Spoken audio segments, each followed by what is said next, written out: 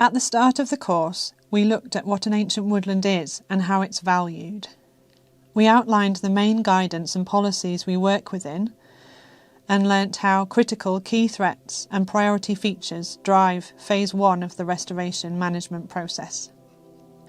We then defined the survey process and saw how useful and powerful it can be to combine remote survey with the field survey to describe the woodland and to focus your restoration objectives.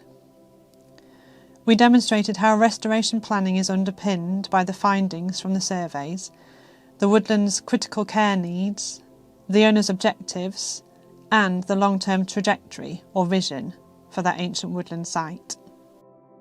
We then looked in depth at the first phase of management and saw how essential it is to secure remnant features that are in a critical condition before embarking on wider woodland management.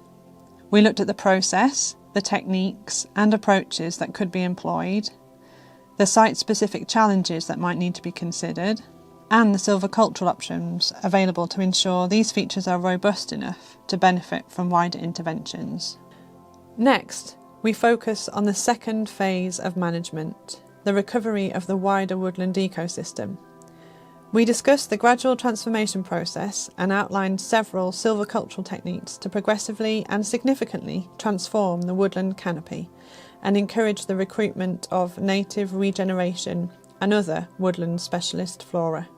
In maximising ecological integrity, we discovered how a woodland system is a multi-layered, complex and intimate network of habitats and species, and how the system thrives when these processes and interactions are intact and fully functioning.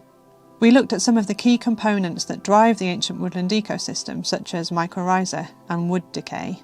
We discussed the woodland's role within the landscape, using an example from Borrowdale of how a vision for a joined-up ancient woodland system can be brought to life given time and patience, and by working openly with other land managers.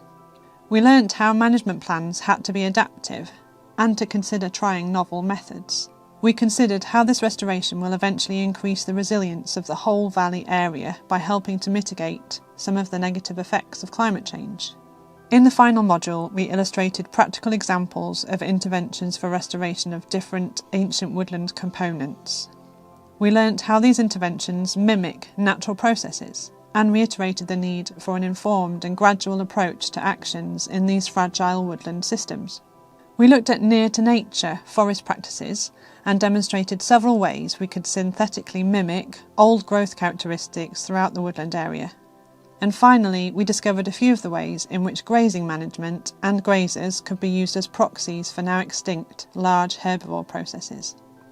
We hope you've enjoyed this course and will continue to use this knowledge to underpin restoration management.